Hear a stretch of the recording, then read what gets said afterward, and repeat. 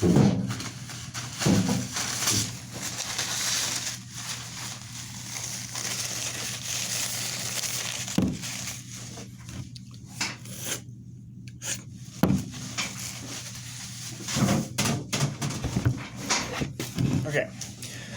so for this episode, I was trying to think of, I don't know. Again, I was just trying to think of what to talk about, but I remembered I said I would just talk about whatever's on my mind at the time, and just whatever happens to be on my mind, I guess. No matter what it is, I will talk about it, at least for the most part, no matter what it is. But,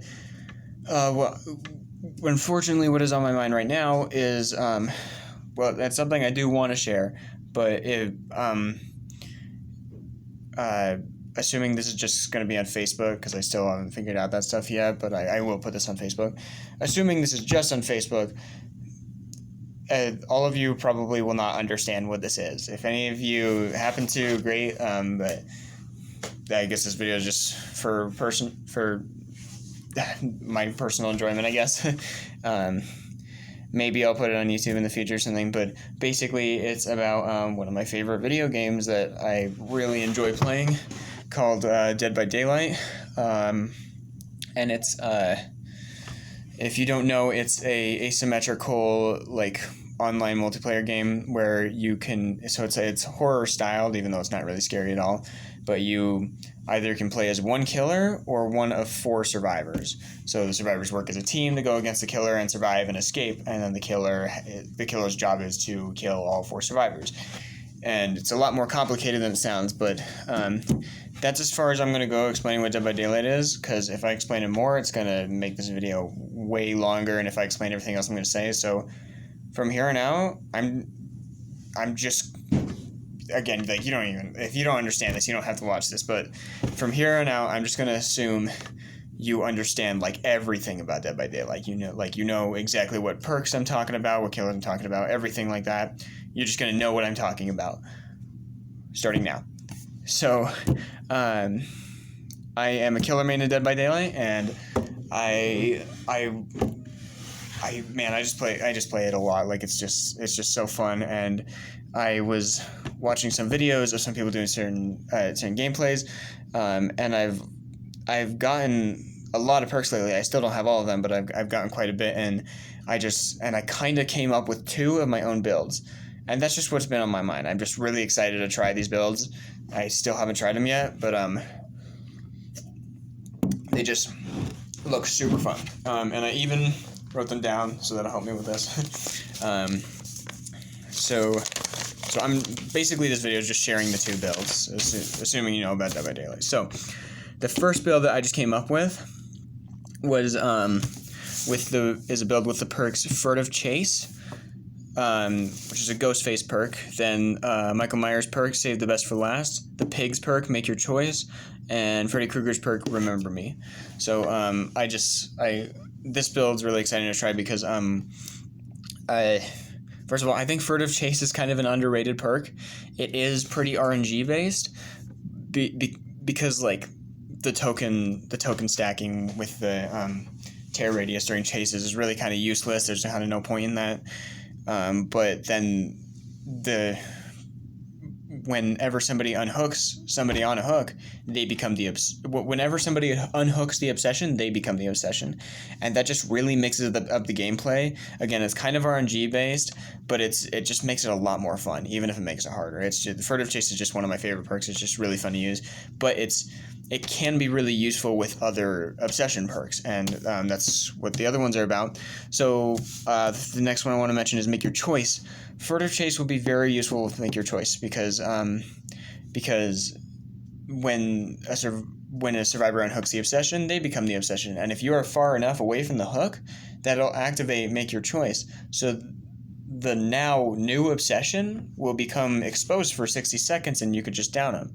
Which also leads me to Save the Best for Last. That will be really useful for Save the Best for Last because it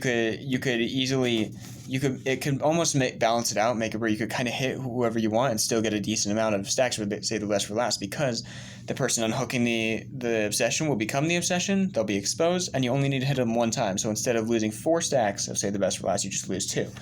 And you still want to avoid hitting the obsession all the time, and especially killing them unless you got a decent amount of stacks, but it's just really good because you only have to hit them one time to down them. And then the last one is just kind of just an extra one just to smooth it out even more, which is Remember Me. So that one will make it that every time the obsession loses a health state, it adds 4 seconds to the time it takes to open the exit gate, up to 16 seconds. And that's just pretty useful for end game stuff. And it if you think about it, hitting an exposed survivor will only count as 1 health state. So you think it really shouldn't get that much stacks on it, right? But it should get a lot, because Furtive Chase will be mixing up who's the obsession. So really, you could get a lot more than even 4 hits. Like that's just assuming Make Your Choice procs. If it doesn't, you can still. I don't know. If you're willing to hit the obsession with, say, the best for last, you can still get another stack on that. But Remember Me, I think, will be really useful for that. And then the second build that I can't believe I have not thought of this before, but I am so excited to try this build. It looks super fun, and I happen to have all the perks for it. Same with the last one, but this one sounds super fun. So the first perk is like the carrier perk of this whole build. Like, you can't do this build without this perk, but it's Hex Pentimento. If you don't know Hex Pentimento, that makes it where when a survivor cleanses a totem, you can see a white aura of every cleansed totem, and if you walk up to it, you can rekindle it and turn it into a rekindled totem. And when it's a rekindled totem, it doesn't bring the hex back, but it adds like a new extra thing to just the match. So including like some gen regression, some time it takes for a survivor to pick themselves up, some like exit gate opening time, and stuff like that. Mainly the first one is good. Even if you have 1 rekindled totem, it's good because it has 30% gen regression, which is actually insane. But that's Hex Pentimento. And but it's okay, sorry. So it's also a hex perk on its own, which leads me to Hex Undying. So I have Hex Undying on here, which makes it where when a totem is cleansed, when a hex totem is cleansed, the hex replaces the Hex Undying totem, so it basically has a second life. So that will keep Hex Pentimento up longer, because basically with Hex Pentimento, you want every totem to be cleansed except for Hex Pentimento itself, so that you can even rekindle them in the first place. So Hex Undying will help with that. Then the other one is Shattered Hope. That actually I didn't even like. Did I even go over 4 of them?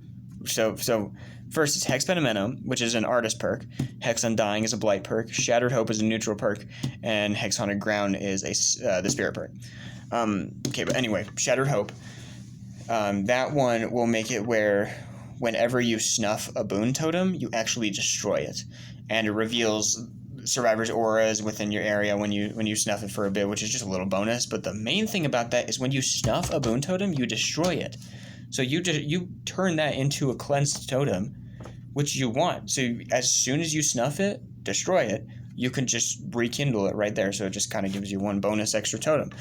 And so that's just like super great. And then the last one is Hex Haunted Ground, which, again, if you don't know, that one makes it where there are 2 hexes, and when one of them are cleansed or blessed, even blessed, when one of them are cleansed or blessed, all survivors are exposed for 60 seconds, and the other hex disappears. So it gives more of a chance for survivors to cleanse one of them, because you want them to cleanse it, but it also gets rid of the other one, so they can't do it twice, unless you have Hex Undying. Because if they cleanse one of them, it's going to go to Hex Undying, and that'll last, and you can use that twice.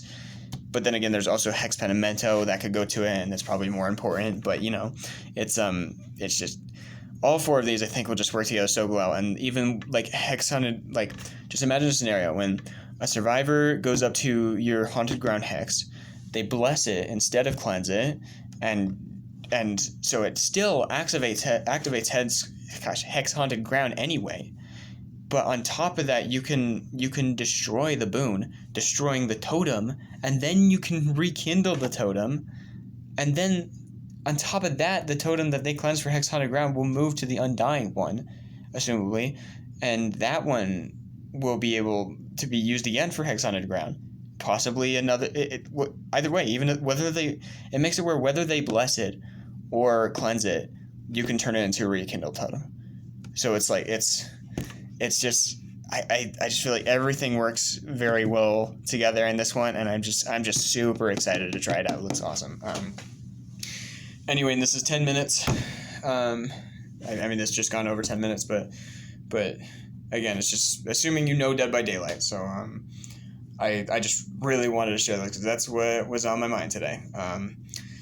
There'll be better things on my mind in the future that you recognize more often, but these videos will honestly mainly be about pop culture, movies, video games, and stuff like that in general. So please let me know, though, if you're really into Dead by Daylight and you somehow understood this stuff. I would really like to hear about that. But yeah, I just wanted to share those builds. That's the end of this episode. Thank you for watching.